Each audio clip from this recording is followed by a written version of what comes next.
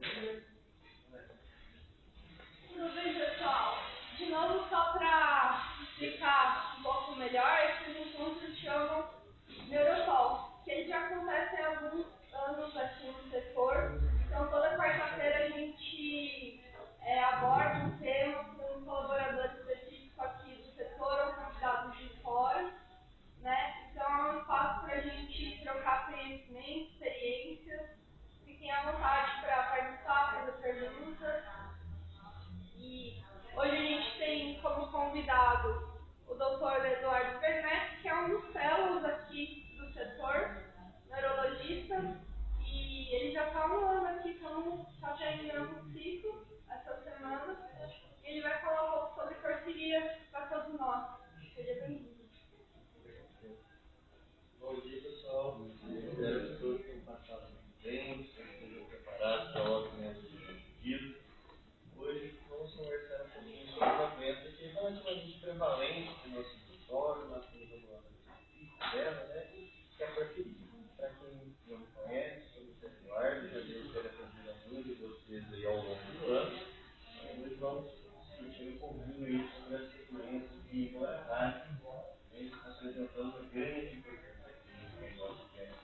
Então, quando nós estamos falando de porfiria hepática, nós estamos falando de uma doença neurometabólica. Então, por algum motivo, tá, normalmente, o organismo nosso ele acaba por apresentar uma formação genética, um distúrbio genético, e essa malformação genética ela acaba por levar o nosso organismo a apresentar uma falha em um dos seus longos mecanismos responsável por fazer o seu metabolismo adequado. No caso da porfiria, acaba ocasionando uma falha na metabolização de um componente sanguíneo chamado heme.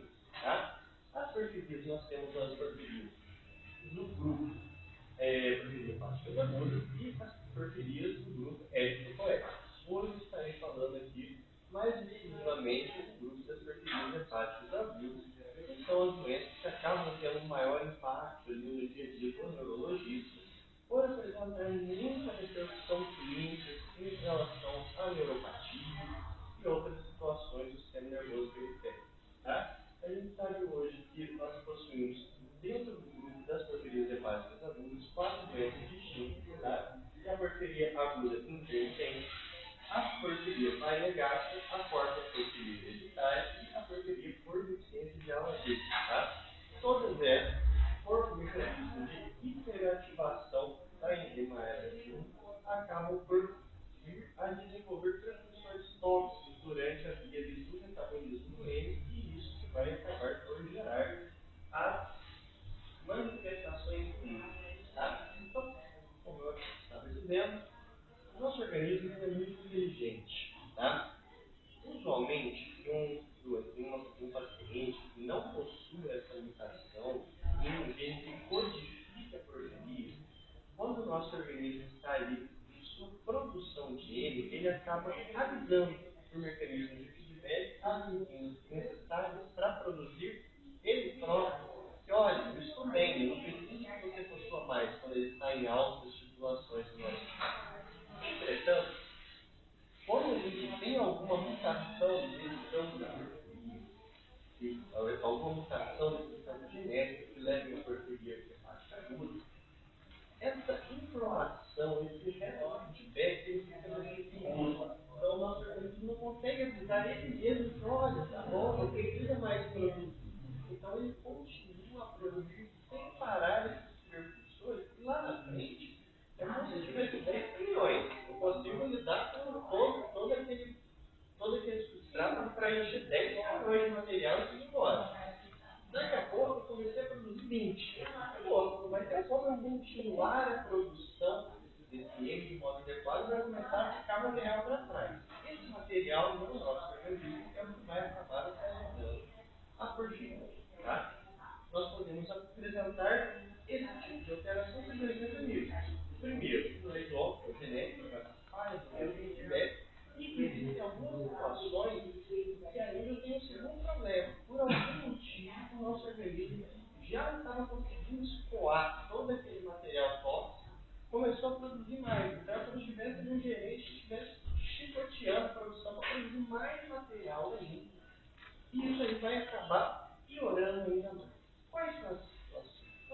situações que, para quem tem a porfiria, acho que a Búzios conhece muito bem. Então, estresse metabólico, jejum, uso de medicações que acabem por aumentar essa taxa de produção dos precursores do êndio. Todas essas acabam por levar uma piora momentânea. Tá? Então, só algumas a gente tem inicialmente ali a questão do êndio. Por algum motivo, nós temos uma desinibição do hálon, que no caso seria a falha daquele método de Beck, que eu estava falando para vocês. Vamos ter um dos substratos tóxicos, que são o hálon e o PPG, e eventualmente a gente vai acabar desenvolvendo dano neurotóxico e danos em outros segmentos corporais também, como eu vou explicar para vocês ao longo da aula. Tá? Então, quem que é aquele paciente que eu vou desconfiar? Olha, esse aqui é o doente, para mim, da cara de Gold, que é uma porfiria. Então, primeira coisa que é o mais clássico relatado na literatura são as dores abdominais. Tá? Quem sabe hoje? A porfiria é amplamente assim, divulgado pela literatura como sendo uma doença exclusivamente de exacerbações. Entretanto, para quem acaba lidando com essa doença mais no dia a dia, a gente vê que ela é uma doença crônica, então esse paciente já vai ter alguns sinais, mesmo que leves, e tem períodos em que piora, tá? Não é só uma coisa que é completamente breve e tem um pico de sintomas. Entretanto, o pico de sintomas acaba sendo um local ali onde é mais chamativo as características da porfíria, tá? No caso, o mais comum de todos vai ser a dor abdominal. Dor abdominal é um dos sintomas mais comuns na prática clínica. Eu aposto que todos já tiveram uma dor abdominal, pelo menos uma vez na vida. Possivelmente. Só que qual que é o grande detalhe das dores abdominais das pessoas?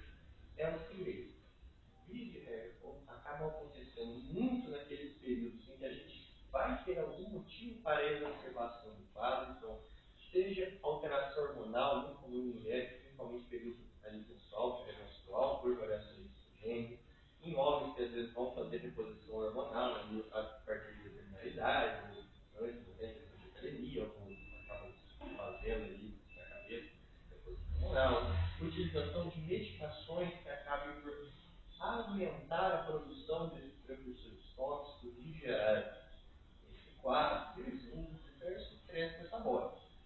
E qual é o grande detalhe? A dor abdominal da porfíria é uma dor abdominal muito intensa, tá? Não é incomum que esse paciente vá para a emergência, tamanha dor abdominal, o pessoal avalia lá, não acha nada, e alguém vira lá, olha, vamos abrir a barriga do sujeito para procurar qual é o problema, porque ele está com tanta dor. Aí ele trata isso. Abrir a cirurgia é um estresse metabólico, embora controlado, né? Você está dentro do hospitalar, está fazendo um ambiente cirúrgico, tudo, falou estresse metabólico. Então, aquele negócio que já vinha meio ruim, vai piorando cada vez mais. A gente faz uma cascata, daqui a pouco cabe uma crise porfírica franca, né? Isso é algo bem comum de acontecer.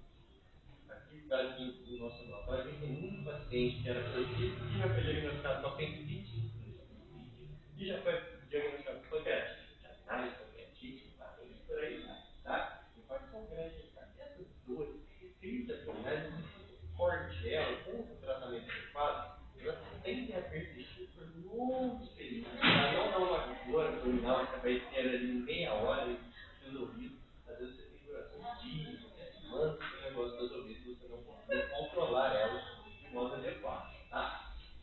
Além das dores abdominais, em alguns subgrupos das porfirias hepáticas agudas, em especial a copoporfiria e a porfiria variegata, nós ainda vamos ter sinais dermatológicos, tá? Então, esses pacientes, como eles estão expostos ao sol, eles podem, por apresentar uma fragilidade da pele muito acentuada, eles podem acabar por apresentar diversas lesões, principalmente lesões tipo oleosas ali na pele, relativamente dolorosa, então é sempre muito orientado para esse paciente que tem esses subtipos específicos de porfiria, a necessidade de cobertura ali da região da pele, que é exposta, da utilização de protetores solares bem fortes para poder evitar justamente dele ter esse padrão de alteração. Tá? Outra coisa que é extremamente frequente na porfiria, e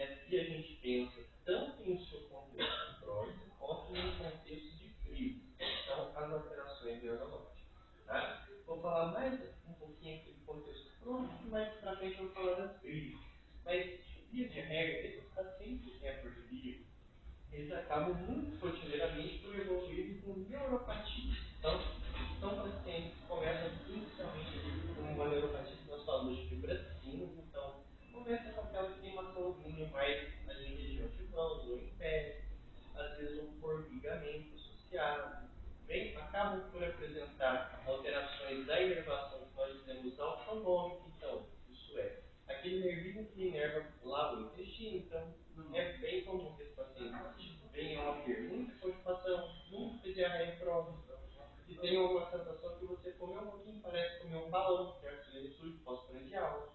Vocês podem ter alteração de inervação que vai para os vagões do pescoço, então aquele paciente que levanta rapidinho e o seu organismo, em vez de mandar um vaso contrair para jogar sangue para cima e ligar o cérebro, ele ainda deixa os braços abertos. Então, você levantou rápido, dá uma faltada de sangue na cabeça, tem aquela tontura e depois volta. Tá? Essa é a famosa proteção postural. Você pode ter alterações nos nervinhos que vão inervar a tíbia, dando um certo grau de incontinência urinária, que vão inervar a pele, então muitos pacientes acabam tendo como se fosse o pelinho da pele, né? Todo ficar eriçado no meio do nada, crises de suor no meio do nada. Você pode ter a alteração dos nervinhos que inervam os olhos, então é aquele paciente que na hora que ele sai para a luz, o olho está muito aberto, bate a luz forte nos olhos, ou quando ele entra muito no ambiente escuro, demora para o olho contrair, ele tem uma dificuldade de enxergar esses escuros. Então, todas essas coisas acabam acontecendo de um modo mais crônico, vamos dizer assim, e que vão apresentar períodos de exacerbação muito grande, e que eles voltam, eles acabam mais enresados do que eles estavam antes. Tá? A partir da exacerbação, falar mais um pouquinho para frente. Além disso, outra coisa que é extremamente comum em pacientes com porfiria é que eles têm comorbidades psiquiátricas associadas. A gente sabe hoje que áreas de IPG são tóxicos também em região cerebral. Tá? Não é só no sistema nervoso periférico, nos nervinhos do sistema médico. Então, na parte psiquiátrica, é extremamente comum que esses pacientes apresentem as mais variadas evoluções possíveis de um componente neuropsiquiátrico. Então, são pacientes que podem ter, desde aquele fórum mental, aquela privação que a gente não está conseguindo pensar muito direito, até ansiedade, depressão, e inclusive vocês podem chegar a casos mais graves, como psicose, elitizando esquizofrenia, com alterações de comportamento, às vezes elitizando um transtorno afetivo bipolar, e muito mais. Tá? Nos serviços clínicos, no geral, a gente sempre acaba procurando alterações. Então, lembra que eu falei que esses pacientes frequentemente têm desautonomia? Então, eu vou procurar, poxa, será que esse paciente está com um aceleramento do coração, uma taquicardia, tem explicação? Será que ele está fazendo uma hipertensão arterial sistêmica? Porque é uma das causas de hipertensão arterial em pacientes jovens. Será que esse paciente está ficando muito desidratado por conta de ronco, de infecção? Será que ele tem sinais ali no seu exame clínico de uma neuropatia periférica? Tem redução da sensibilidade dos pés, redução da sensibilidade fantástica vibratória, ou está com a temperatura um pouco mais elevada? Então, são coisas que a gente acaba buscando no nosso exame clínico. Tá? E temos dito, essa é mais parte mais crônica. Aí, por algum motivo, a gente vai ter um período de exacerbação. O que vai dar? Então, primeiro, parte farmacológica, tá? Todo paciente com porfiria vai começar medicamento, tem que ser checado, existem sites especializados para isso, eu, por exemplo, eu uso o Drug Porfiria. Você coloca lá o nome da substância e o site vai te dizer se essa substância é segura. E sempre acaba lembrando, assim, as mais clássicas, por exemplo, dipirona, tem influência, coisa que você usa regularmente assim, na prática clínica, não pode, mas existem milhões de medicamentos aí no nosso meio. Então, sempre é bom ter abstinência, checar, ter unidade checada e esse remédio específico é possível ser utilizado para porfíria. Tá? Remédios que aumentem a síntese de EM e, por consequência, aumentem a IgG, vão apresentar descompensações do quadro porfírico. Isso vai piorar e muito o quadro clínico do paciente. Fatores hormonais que levam essa patologia. Então, nas mulheres é muito mais frequente, por isso que acabam os sinais sendo mais prevalentes nas mulheres por conta da menstruação. Toda mulher, querendo ou não, ali, que esteja ali em idade fértil, ela vai passar por uma alteração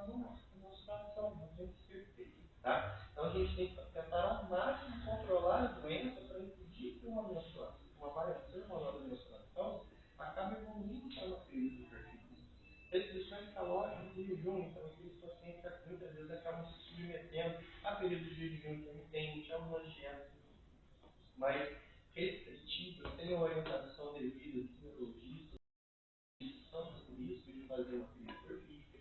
Questão de alto tabagismo, então, por ser substâncias que levam a estresse oxidativo no nosso organismo, são substratos também que acabam podendo levar a uma crise perfídica, e o próprio estressor fisiológico. Tá? Pacientes, por exemplo, o estresse emocional e é uma das coisas que aumenta a síndrome doente. Então, a gente tenta, ao máximo, orientar o paciente para uma mais psicológica. Caso eles tenham algum sintoma psiquiátrico de ansiedade, a gente medicar com uma droga adequada, justamente para evitar que eles tenham um período de descompensação muito forte relacionado ao estresse emocional, que possa desencadear esse quadro. E uma vez desencadeado, como que a gente vai avaliar? Primeiro, existem ali três grandes classificações, tá? Então, nós temos as crises leves, e normalmente é aquele paciente que vai ter um pouquinho de dor abdominal mais aumentado que o habitual dele, tá? Mas esse paciente, ele não vai ter nenhum sinal neurológico, não vai estar com nenhuma descompensação psiquiátrica, não vai estar com nenhuma descompensação do sal, do potássio, do sangue, nada disso, tá? E esse paciente a gente é mais tranquilo para manejar, a gente consegue manejar esse analgesia, um aporte intenso de açúcar, para poder justamente dar carboidrato e melhorar a questão ali da crise. Nós temos as crises moderadas a graves, tá, no segundo grupo. Esse que a gente já começa a ir apresentando algumas alterações. Então, o paciente já começa o sal a cair no sangue. Ele já começa a vomitar sem conseguir parar. A dor que ele tinha na barriga já está uma dor insuportável. Ele já está precisando de um hospital tomar muitas vezes morfina, oxicodona ali em regime agudo hospitalar. Ele começa aí a apresentar uma piora da fraqueza, uma fraqueza principalmente inicial, mais posicionada em ombros e pernas. E esse paciente, a partir daqui, ele não adianta eu só querer dar açúcar para ele. Aqui eu já preciso de uma medicação específica, que é emílio, tá? Que eu vou falar mais à frente para vocês. E nós temos ainda a crise espontânea. Esse é o paciente que existe um período de óbito, tá? Esse paciente pode evoluir com convulsão, com rebaixamento do nível de consciência, às vezes precisando ser entubado, com um quadro que nós chamamos de tetrapalesia, então mimetizando até quadro de dor na barriga, o paciente não vai ter força nenhuma para levantar a perna, para levantar a mão, sendo que na tetrapalesia, na porfíria, as mãos são bem mais, muito mais precocemente afetadas que as pernas, tá? Aí beleza, chegou aí? Ok, o paciente ainda não tem diagnóstico. Chegou com isso no hospital, o que eu tenho que fazer período adulto? O diagnóstico final, idealmente é o genético. Só que eu não consegui um diagnóstico genérico em questão de uma hora ali que o paciente chegou no hospital. É impossível, tá? Até porque demora cerca de 30 dias para você poder fazer o diagnóstico genético. Então, nesses pacientes que estão em dias, o ideal é que a gente dose o alto do PVG urinário, tá? As PVG urinárias, no exterior é mais tranquilo essa prática por um motivo simples. No exterior, a gente tem a dosagem do óleo do PVG urinário e a amostra urinária única, em um papel filtro. Você dosou ali e uma gotinha de urina, pronto, você já vai ter o resultado. No Brasil, não é amplamente disponível. Aqui, o jeito que é dosar o óleo do PVG urinário é através de urina de 24 horas. O grande problema disso, primeiro, para a coleta é ruim, né? Querendo ou não, você ficar sondado de 24 horas coletando, ou ainda tentar urinar no deficiente de 24 horas é uma coisa mais complicada. E segundo, o A e o PPG são extremamente fotossensíveis. Então, se você fizer essa dosagem, mas você deixar, por exemplo, o deficiente exposto ali do lado da mata, no sol, não vai adiantar nada. Toda aquela substrata de A e PPG vai vir um resultado falso. Então, para esse exame ser válido, normalmente você tem que cobrir a urina com um papel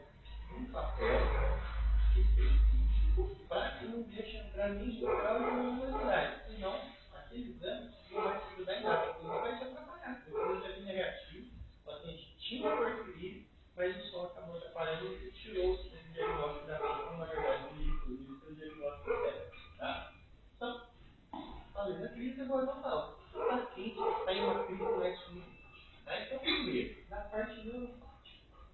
O paciente é um paciente que muitas vezes, como não tinha nada, ele já tinha aqueles sintomas iniciais, tinha um formigamento mais periférico, de uma queimação. E nesse contexto da crise, ele vai começar a evoluir com uma fraqueza, inicialmente, braços, coxas, e vai progredir gradualmente até que pegue bastante região distal, então mãos e pés, mais em especial em membros superiores. Então, o paciente vai ficar com mão caída, um pé caído, tá? Com os reflexos completamente doloridos, tá?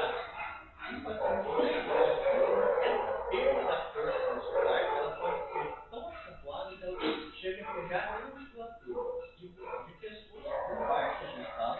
Então, a capacidade de engolir desse paciente vai ficar extremamente limitada, então ele não tinha capacidade por fazer aspirações, então acabar às vezes fazendo uma pneumonia por jogar comida no lugar errado e pode acontecer inclusive da musculatura respiratória também falhar. Então são pacientes que nas crises mais agudas de porfirina, nas crises mais graves, eles frequentemente acabam inclusive por serem intubados. Tá? Então é uma alteração que pode excluir muito bem. Além disso, a partir dos estudos citados, isso é muito marcado. Então, os pacientes, eles começam a apresentar inicialmente uma inquietação muito marcada, tá? Principalmente, querendo ou não, a própria inquietação, a dor já é uma coisa que vai levar eles a ter uma inquietação muito elevada. Então, é uma dor abdominal importante que vai acontecer nesses casos, e a própria lesão da parede cerebral vai piorando isso. Então, o paciente vai ficar muito ansioso. Daqui a pouco ele começa a ter alucinações, começa daqui a pouco a ter convulsão e baixa precisa ser entubado, tá? São poucos, o grande problema aqui são poucas as medicações que a gente tem uma segurança grande para controlar o paciente naquele período mais agudo dessa elevação psiquiátrica na porfirina. E a gente está utilizando muito ali na questão hospitalar é a fosfatidilacomazina, que a gente tem uma certa aceleração dessa agitação, não é uma medicação que piora a porfirina, e a gente ainda tem o bônus de tentar controlar um pouco a questão dos vômitos, que nesse paciente é muito prevalente. Tá?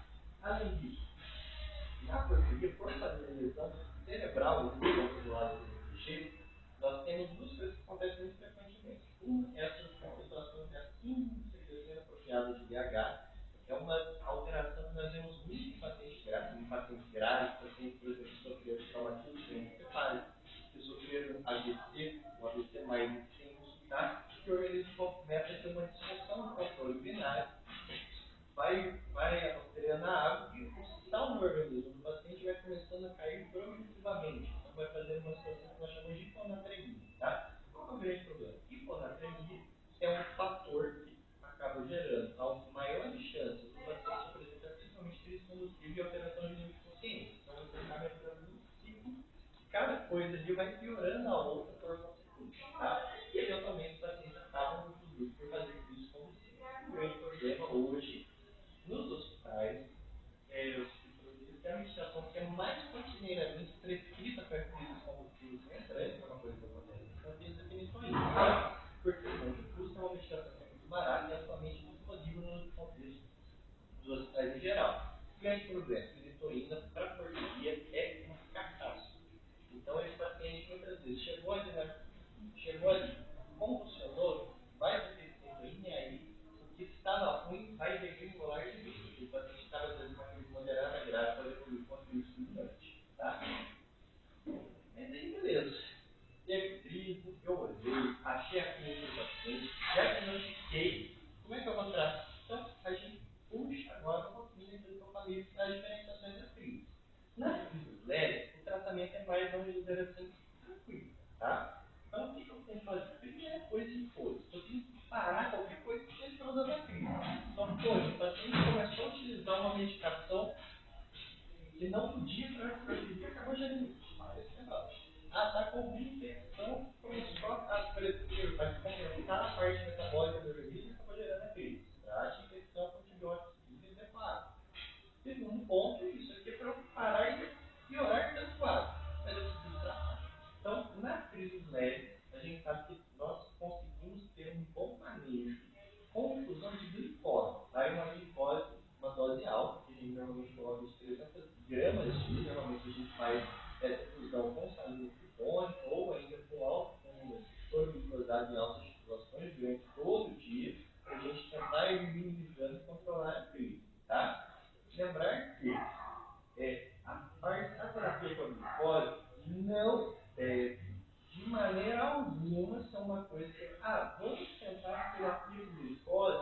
para ver se a gente tira o paciente de uma crise moderada grave. Não, você pode até começar a hipnose, mas se o paciente tiver crise moderada para cima, ele tem que ser feito, querendo ou não. Bom, em relação à emina, é uma medicação que a gente vai meio que restaurar o fundo hepático, tá? E acabar inibindo aquela enzima da ala S1, tá? Qual que é o grande detalhe? Aqui nós não temos uma dose que é assim, qualquer dose para qualquer paciente, uma dose definida por peso, tá? Então, normalmente nós utilizamos essa dose de 3 a 4 miligramas por dia, de modo endovenoso, tá? A gente tem estudos que variam ali na literatura de locais prescrições de 3 até 21 dias, tá? Entretanto, o código mais amplamente aceito na literatura geral é utilizar por pelo menos 4 dias a terapia com a EMI, tá? Elas conseguem reduzir drasticamente o número do ADG de modo mais rápido e você acaba conseguindo resolver essa crise de modo muito mais precoce. Grande problema, não é uma medicação barata, não é uma medicação amplamente disponível. Muitas vezes o paciente chega no hospital tem que acabar dispensando a medicação ou ligando lá com a bilheteria para poder comprar. Então, infelizmente, é um dos grandes gargalos que a gente tem no tratamento rápido da porfirina. Nessas situações em específico, as quais muitas vezes o paciente ainda ele não está conseguindo a emina, está ali no processo de adquirir uma alternativa assim, que a gente tenta ali meio que heróico para salvar é fazer diálise, tá? Existem alguns trabalhos, principalmente realizados principalmente em países com menor aporte financeiro, justamente por conta desse problema de disponibilidade de emina, as quais é possível você fazer uma diálise em alguns pacientes para tentar retirar esses substratos de água e PG que estão aumentados no organismo e tentar controlar a crise porcina, tá? Mas beleza, toda vez que eu estou tendo crise sem parar, eu não tenho problema de ficar fazendo emina. É um remédio, né? Todo remédio que a gente utiliza, nós temos o ônus, então a gente tem um bom benefício, mas a gente tem o remédio, então a gente tem os problemas encadeados por esse remédio. A emina não vai ser diferente disso, nem no sentido. Então, qual que é o grande problema da emina? A emina contém ferro, tá? Por ser um substrato também. Se você ficar tendo muitas crises e repondo emina frequentemente, este paciente pode acabar com um acúmulo de ferro no seu organismo, tá? Esse acúmulo de ferro, primeiro, vai deixar o sangue muito viscoso, um sangue muito pegajoso, quase um caldo.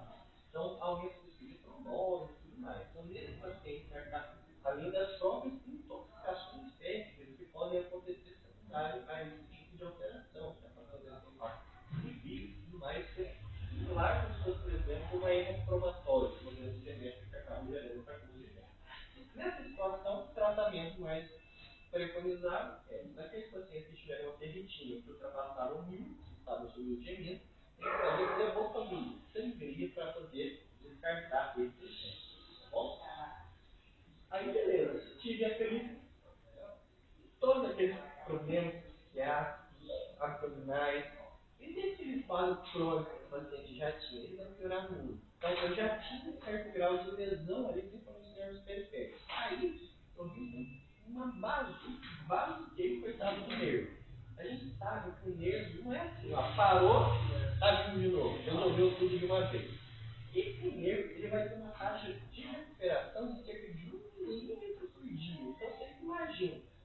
Só pegar o meu tamanho aqui. Se eu faço uma crise perfeita, pensa quanto tempo que vai demorar para o meu nervo regenerar na taxa de 1 milímetro por dia até eu recuperar toda a força do braço, toda a força de perna. Né? Então, muitas vezes, um paciente que, às vezes, ou no diagnóstico, ou algum médico já fez alguma medicação por dia, ou acabou fazendo alguma um erro desses, assim, uma intercorrência dessas, normalmente traz repercussões de meses a anos até o paciente conseguir retornar a um estado mais fisiológico, ao qual ele tenha mais autonomia da realização das suas atividades. E nesse contexto, o paciente teve uma crise, é extremamente necessário uma terapia multiprofissional de reabilitação intensiva. Tá? Então, os colegas fisioterapeutas acabam aqui sendo fundamentais no manejo para a recuperação desses pacientes. E também nossos colegas terapeutas ocupacionais, haja vista que, por você ter uma neuropatia muito grave, é muito comum que esses pacientes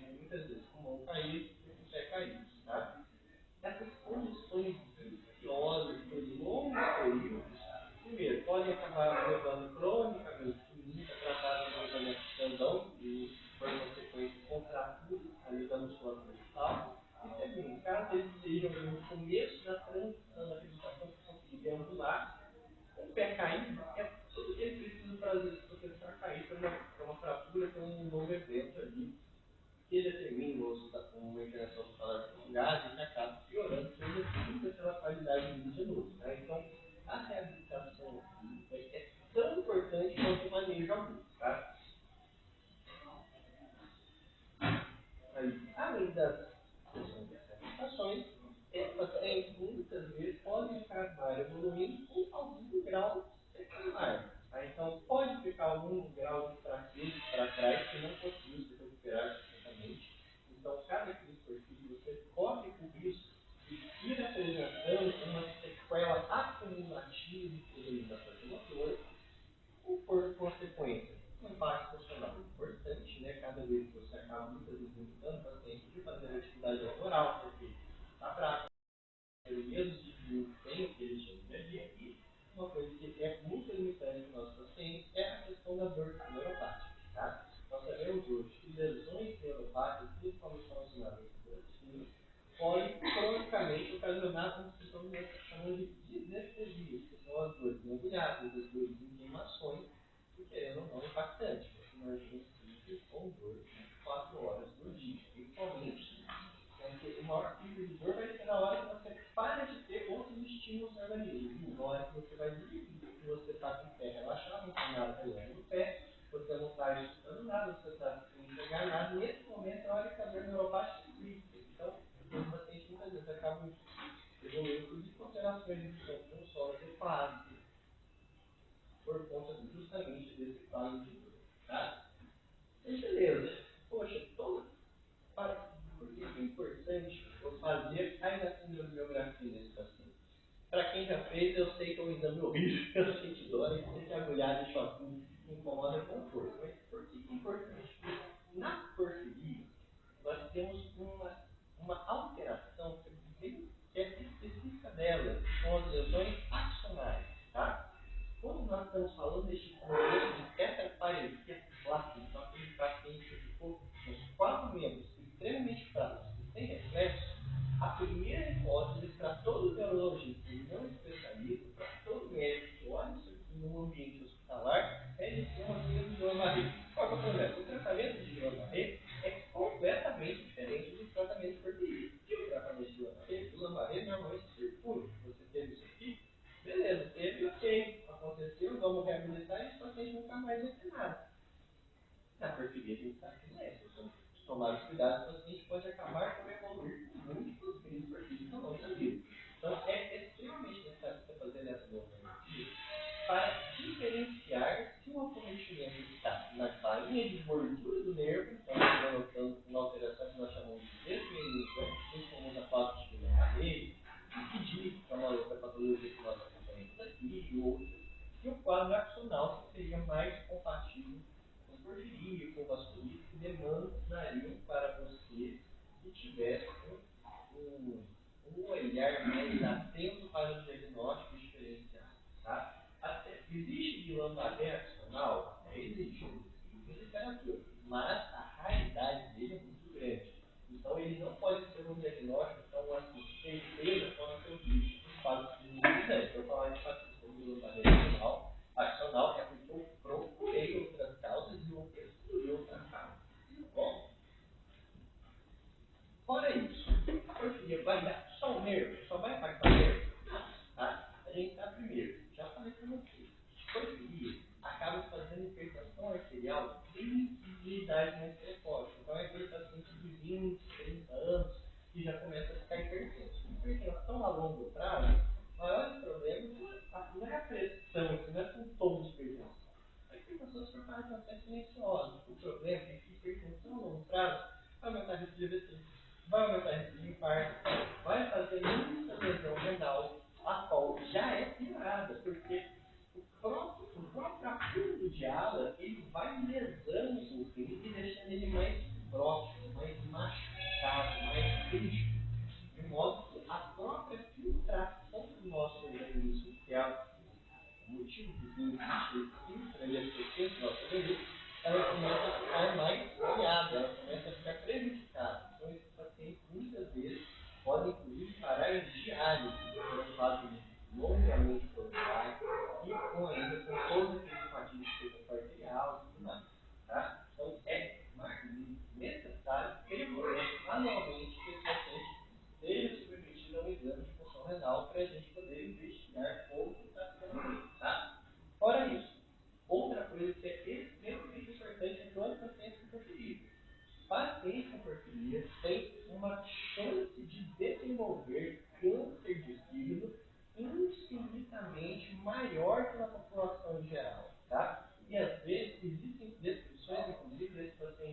desenvolver câncer de fígado sem cirrose.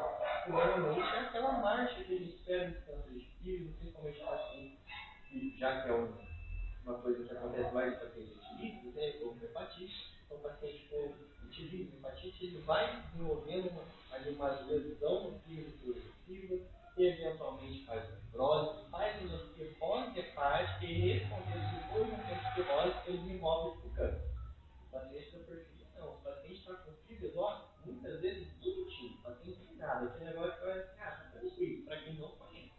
Para quem conhece, sabe que pelo menos ali de 6 meses a um ano, deve ser feito um ultrassom de abdômen para identificação precoce de qualquer coisa que aparecer. Apareceu lesão compatível com neoplasia, tratamento precoce. Tá? Câncer, se você não consegue excluir completamente esse câncer, quanto antes você tratar, melhor é o prognóstico do paciente. Se você descobre um câncer que já está metastático, todo infiltrado, chance de sobrevida baixa. Se você descobre um câncer que está ali limitado, às vezes você consegue fazer uma cirurgia curativa, arranca um pedacinho ali, acabou o problema, o prognóstico é muito melhor. Bom? Aí a questão das complicações, eu já falei com vocês, mas, poxa, eu falei muito de tratamento de crise, isso, vamos evitar remédios. Mas, poxa, será que não tem nada que dá para lavar um pouco mais essa projeção, né? Tem, tá?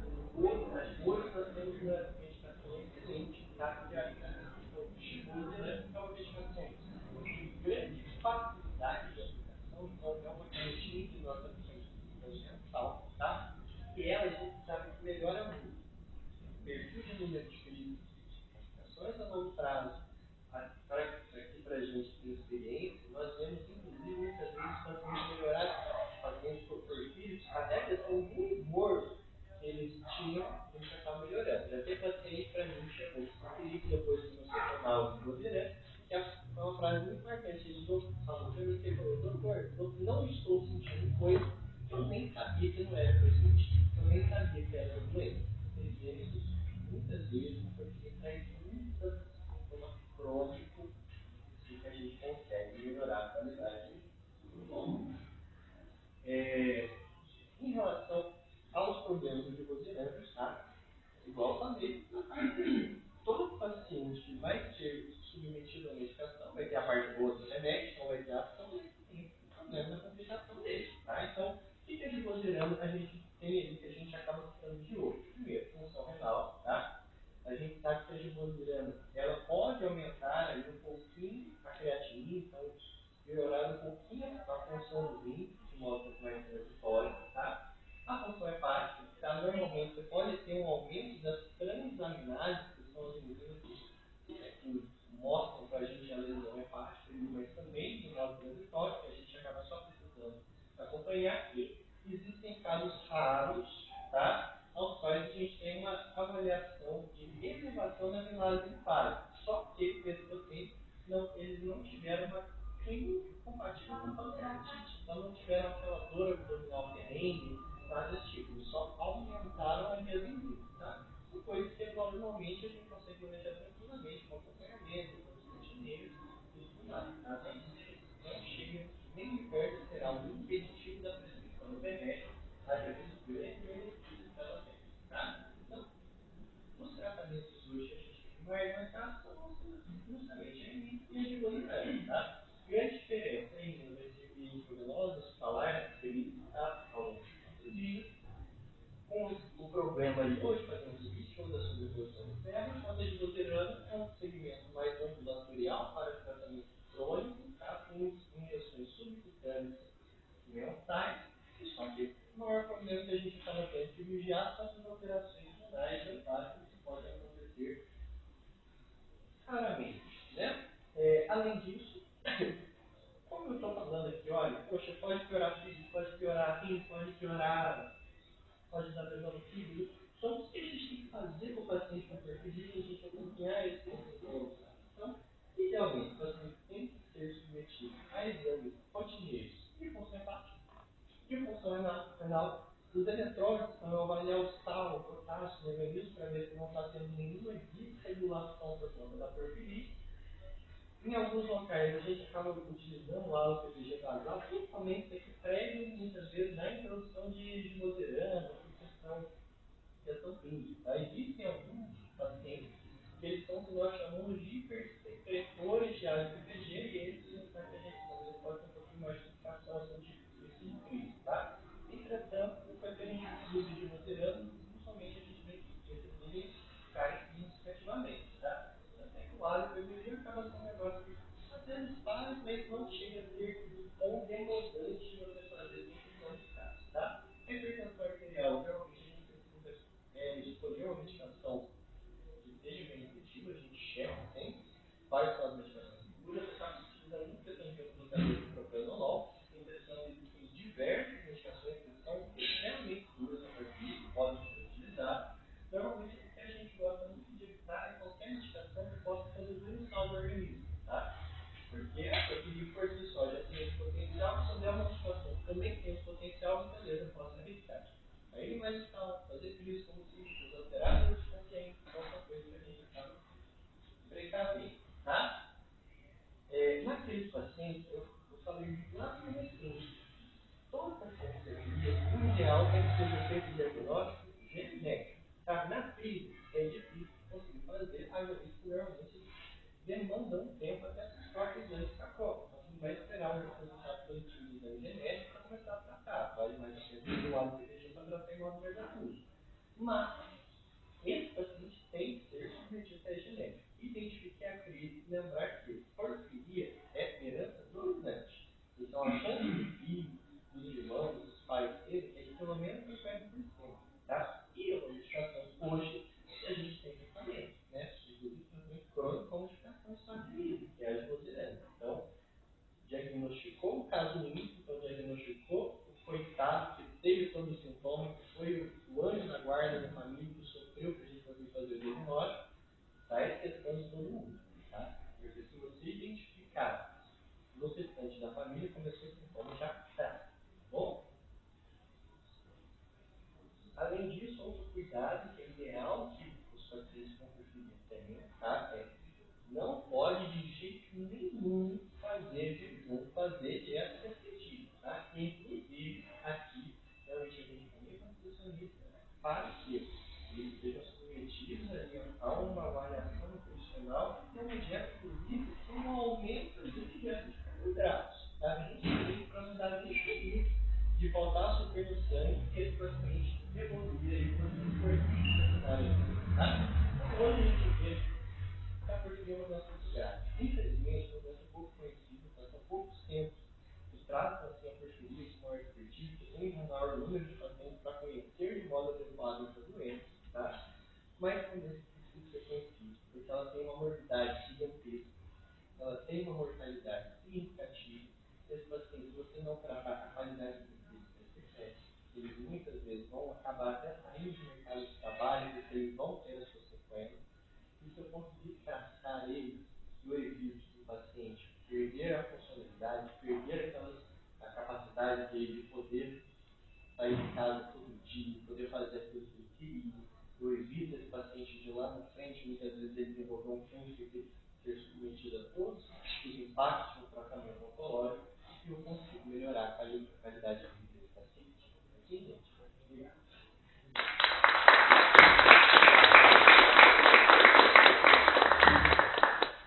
Alguma pergunta? Eu gostaria de saber sobre a gabapentina na portuguesa. Realmente, a gabapentina na portuguesa, nós utilizamos em duas situações, tá?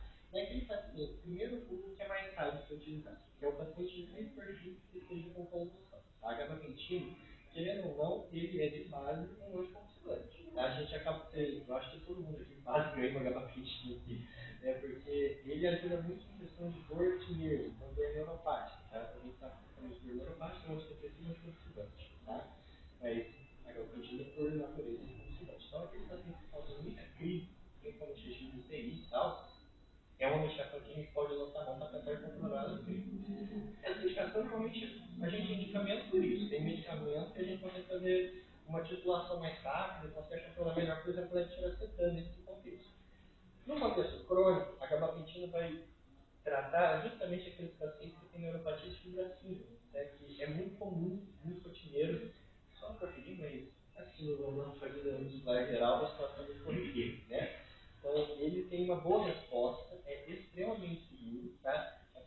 normalmente a gente tem sempre que ir no start one slow, começar devagar, progredindo até uma situação que o paciente consiga ter um controle sintomático. Porque a gabapentina, se você for com tudo, muita sede ao pote, vai dar muita sonolência.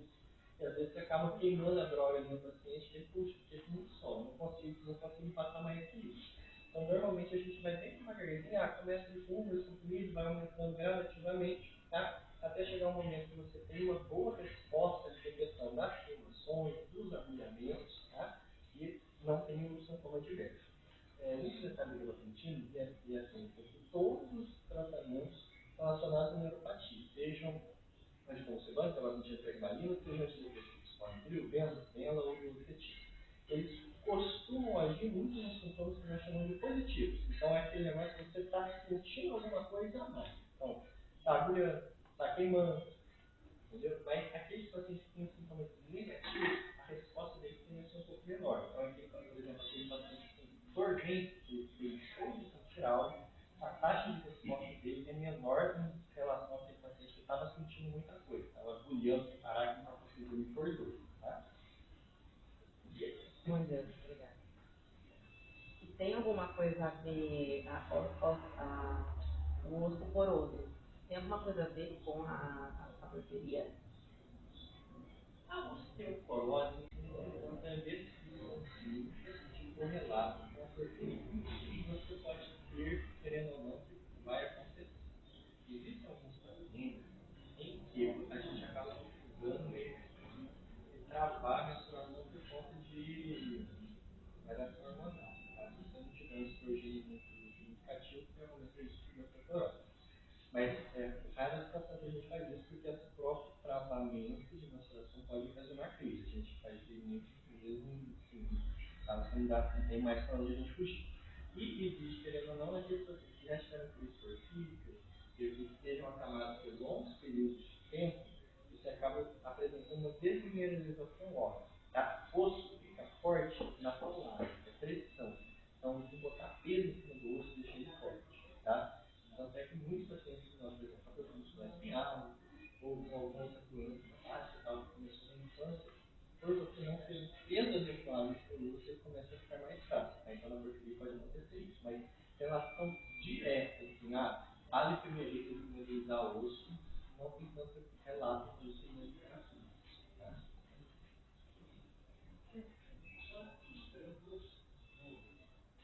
Então acaba acontecendo. Se no caso você já faz o uso, por exemplo, de líquido, já se gramatia, você não faz o efeito que é aqui necessário para ligar o. A dose de gabapentina é até bem mais alta. Tá? A gente consegue chegar até 2.500 miligramas. Normalmente, a gente costuma deixar no máximo 2 comprimidos de 8 em 8 horas. Tá? Que daria em torno ali de 1.800 miligramas. Então dá para progredir.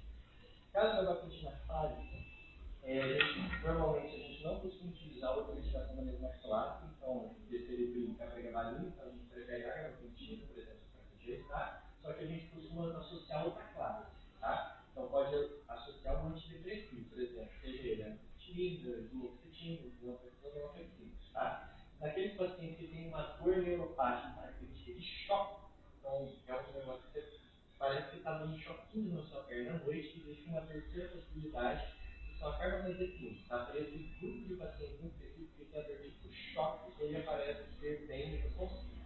E a gente ainda tem algumas outras medidas que dá para ser feito, tá? Se for uma dor neuropática muito localizada, existem alguns cremes, tá? Que dá para ser passados, em especial creme de associação de lidocaína com acetina 1%, antigamente 1%, e você vai ter um alívio imediato por causa da lidocaína, e ao longo do tempo, a amitriptilina do creme acaba dessensibilizando o nervo para não doer, e a gente ainda tem um segundo creme, que é a capsaicina, tá? Que é um opioide em formato de creme derivado da pimenta, tá? Que o maior problema dele é que você tem que passar de luz, porque querendo ou não, ele é derivado da pimenta, você já imagina qual que é o colateral, ele dá uma queimação inicial, mas depois ele controla bem. Naquele caso hiperrefratário, você pode utilizar inclusive opioides, que são morfina e tudo mais, e existe ainda descrição da literatura de infiltração realmente a nível de nervo, inclusive glicemia, infecção de nervo para tentar controlar a questão das dores, tá?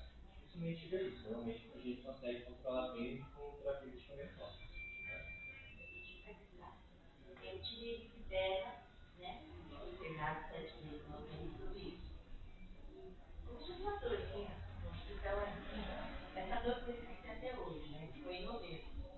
E agora o médico pediu para fazer, vai fazer uma ligação.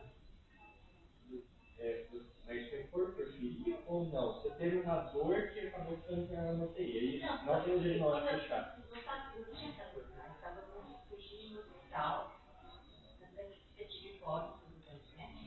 Aí eu tive que ir embora 10 anos atrás, com 10 dias. Lá eu tenho quase que fechado. Aí agora eu não sabia mesmo, só tinha direito de ferro, internado 7 meses, 7 dias, né? Aí uma dor que eu fui criticada, hoje eu não sei. É uma dor que parece uma pancada. Não tá explicando, né? Aí o médico agora pediu para fazer um eletromiografia, que pode não ser bem de terra, pode ser de outra coisa. Qual que é o grande detalhe dessas dores de queimação com a eletromiografia? É uma dor igual que a gente leva uma pancada na hora. Esse tipo de dor, normalmente a gente vai caracterizar como uma neuropatia. Tá? Então, uma lesão no nervo. Tá? Nesse contexto, a gente tem diversos diagnósticos diferenciados. Então, a primeira coisa que tem que ser feita é a gente rachar para ver para que lado que a gente vai passar o diagnóstico. Existem as neuropatias secundárias da lesão da gordura, né, do nervo, a bainha do nervo, que vão fazer as lesões desmielinizantes. E existem as lesões do próprio nervo, que são as axonais. Tá? Então, a eletromiografia serve primeiro para a gente ver se é axonal e mielinizante, primeira coisa. Vai quebrar para onde vai mostrar segundo. A eletromiografia serve para nos dizer se a sua lesão é só de um nervo, é só do nervo erisipela, ou se a sua lesão é em todos os nervos verticalmente. Então, se é uma neuropatia, se é uma polineuropatia, ou se é uma neuropatia múltipla. Tá? Cada uma dessas você vai também diagnósticos diferenciados. Tá? Aí, usualmente, como tem uma relação causal muito forte, querendo ou não, infecção por ter relação de continuidade pode ocasionar uma neuropatia focal. Portanto, o que eu não esperaria, por exemplo, se eu visse uma eletromiografia sul, que a eletromiografia sul viesse uma polineuro. Se eu ver uma polineuro, eu teria que ter ela só em uma perna. Não é como a ela na perna esquerda da lesão na perna direita. Aí eu teria que pensar em um outro grupo de doenças. Tá? Então, normalmente a gente acaba sempre fazendo uma triagem, pelo menos básica, assim, para todos, com questão de sorologia, de vitamina B12, de ácido fólico, de tireoide, de pesquisa autoimune, tá? E daqueles pacientes que a gente vai identificando sinais e sintomas diferentes, aí a gente começa a partir para diagnósticos mais específicos. Seja uma proteína, seja uma amiloidose, seja uma mitocondrial, que são coisas mais raras de acontecer, tá? Aí vai depender, ele pediu justamente para ver isso, para a gente ver o tipo de lesão e padrão de lesão para ver para onde vai seguir a investigação diagnóstica. Então tem que ser feito primeiro, justamente para ver isso. Se vê na outra perna, poxa, com problemas de pele, tem que procurar outra coisa. Tá bom? Você estava falando que para aliviar o sintoma inicialmente, é dado dosagem de alta glicose. Eu tinha paciente com diabetes. Vai que mora com a diabetes não. Tá? A gente Tem que então fazer alguma coisa. tem que fazer o controle de diabetes não. É isso benefício, tá? Diabetes alto é um problema. Um problema. Só que assim, se eu não tratar esse cara cedo, existe uma grande chance de ele evoluir para uma glicose moderada, grave, de ficar internado no peito e tudo mais. Tá? Você no regime hospitalar, você consegue controlar a taxa de açúcar basal com insulina muito mais fácil. Tá? Então, poxa, começou a estourar a glicose, a taxa de glicemia do seu organismo, consegue fazer insulina, inclusive endovenosa ali, controlar na hora. Tá? Então, assim, não é os pacientes diabéticos, é possível fazer mais rápido. É mais complicado, mas aí médico está lá para isso. Começou a piorar muito a questão da glicemia, trata na hora, tá? Eu fiz muito tempo ao longo da minha vida que eu trabalhava em UTI. Eu não sei pegar paciente com cetoacidose, diabetes, hiperglicemia, glicose molar, e rápido. Eu não fico com medo de falar assim, às vezes o paciente não conseguia comer. O paciente tinha lá que muitas vezes precisava de um pouquinho de glicose, estourar a glicose para cetoacidose diabetes. Tá? Você está dentro do hospital, você está com estratégia de forma adequada. Tá? Tem médico que tem que para isso. Bom? Eu tenho uma pergunta. Eu gostaria de saber sobre o teste rápido da porfiria. É 100% seguro e se a urina também ela tem que ser preservada das outras. Ó, a gente tem o spot urinário e tem a urina vegetatória. O spot urinário, se você for olhar em literatura, spot urinário negativo é igual a exclusão porfiria. Então, aproximadamente 100%. Qual que é o problema? No Brasil, nós não fazemos isso. Aqui a gente faz a urina 24 horas. Então, um teste rápido, mas não é um teste tão rápido. Tá? Essa urina 24 horas, ela é muito falseada por conta de luminosidade. Se não proteger de modo adequado, não dá certo. Eu já peguei pelo menos 2 pacientes que foi para o hospital em crise, fez montagem de ADPG, lá, coletou 24 horas e o exame é negativo. Aí veio o teste genético aqui, teste positivo. Né? Ele foi isso aí. Aí eu ia perguntar para ele, olha, o que estava lá o xixi? Ah, coletaram da sondinha de catéter vesical. Sem nada de proteção do útero. Então, assim, se não proteger, o exame vai levar. Tá? O spot de gota única de urina, ele é uma coisa mais segura, mas que, infelizmente, aqui no Brasil não é amplamente definido, não. Então, minha filha ela está com a suspeita, mas ela teve uma internação agora breve e ela fez esse teste rápido. E aí deu negativo, mas aí eu fiquei na dúvida por causa da urina, porque foi feito sobre a luz, assim, então eu tinha essa dúvida normal. Mas foi feito spot urinário, gotinha, ou foi feito? São 30 gotas dentro de. Pegou a urina, colocou em um potinho e pegou 2 componentes lá, misturou e aplicou 30 gotinhas. Eu não sei o nome. Vamos fazer o teste genético. Vai dar um Sim, tá. Mas caso venha negativo, se tiver situações permitidas na proteína. A síndrome autoinflamatória é um fato sui generis de proteína. Tá? Então, assim, normalmente é muito válido. Ela tem B, fazer teste genético. Tá? Mas caso venha negativo, tem essas coisas para procurar. Sim, Tá? tá certo. Obrigada.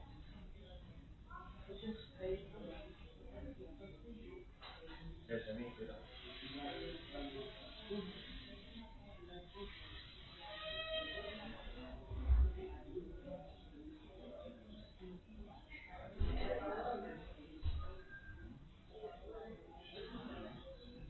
Você tem dor, é bem indicado na gabapentina, tá? A dor sempre tem uma doença, a gente achou diagnóstico. Então, assim, aqui, por exemplo, tem uma queixa de queimação em pele, bilateral, distal, assim, é uma síndrome de neuropatia. Bom, qual é a neuropatia?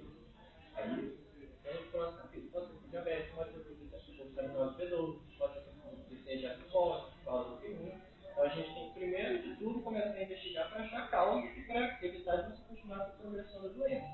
Para tratamento sintomático, a gabapentina é uma indicação assim, muito boa de gabapentina. Tá? Para gente que tem dor, por exemplo, agulhado, queimação, ali, na região do pé, compatível com uma neuropatia, a gabapentina age muito bem. Tá? Ela tem uma boa resposta clínica.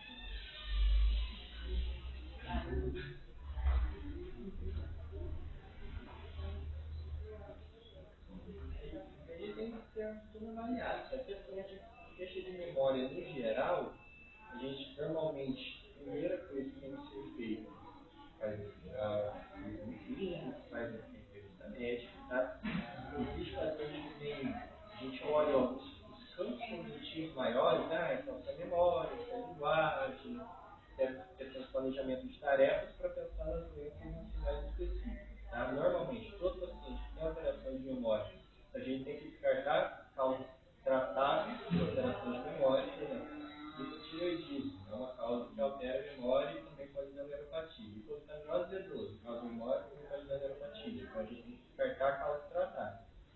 Uma vez descartadas as causas tratáveis, a gente olha o que faz ressonância, tudo, aí a gente passa para as linhas neurodegenerativas, tá? Que pode dar alteração de memória. Mas para chegar nisso, você tem que fazer um estudo mais específico, descartar qualquer causa que a gente consiga já atuar com medicamento e resolver por completo, tudo mais, porque pode ter umas características específicas.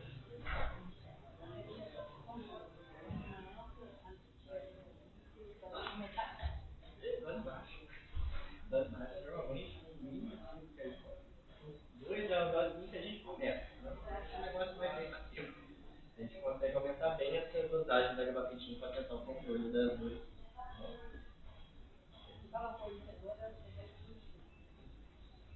Você dá uma olhadinha. Na verdade, a gente chegar nisso aí.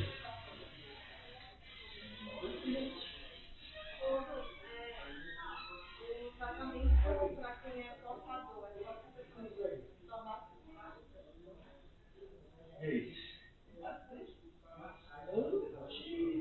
Briga na literatura disso, tá? Normalmente, cara, eu vou te falar, a maioria do povo que chegava aqui, eu era portador, eu não sou portador, não. Aqui, se olhar na literatura, a taxa de portador é 1 para 4, é 1 para 1000 para sintomático do lado, tá? Para o sintomático do paciente. Qual que é o grande detalhe, cara?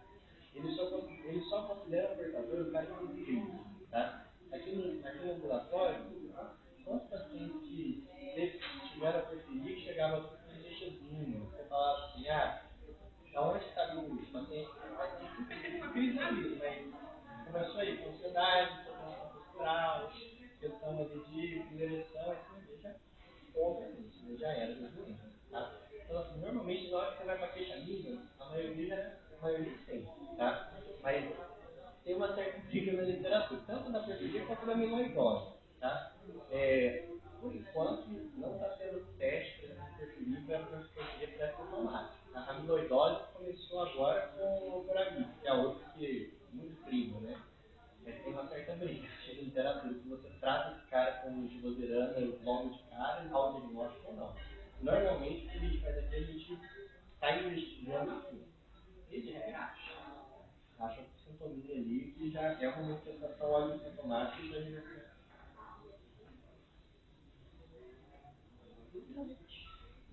Então é isso, pessoal. Obrigada, viu?